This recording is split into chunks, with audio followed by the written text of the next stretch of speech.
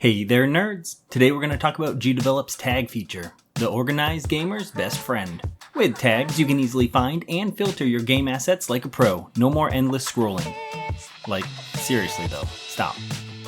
Just stop, you're wasting your time. You just need to spend all of 1 minute to tag and group all of your objects.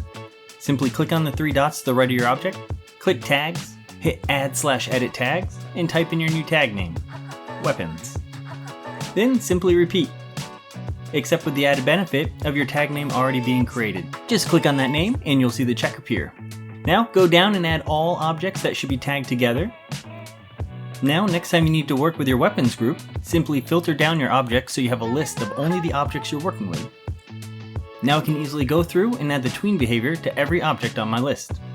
So in short, tags are like a GPS for your game assets. They show you exactly where everything is and help you get to your destination, i.e. a finished game faster. So let's tag our way to success. Peace.